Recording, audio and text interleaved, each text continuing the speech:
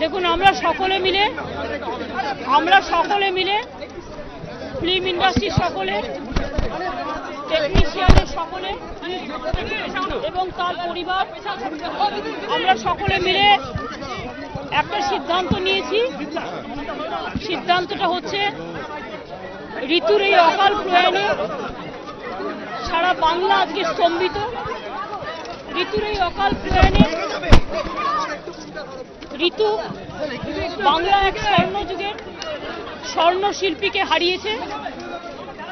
মানুষ তাকে শেষ দেখা একবার দেখতে চায়, তাই ঠিক হয়েছে এখান থেকে ডেড বডি নিয়ে যাওয়া হবে নন্দনে 3:30টার সময়।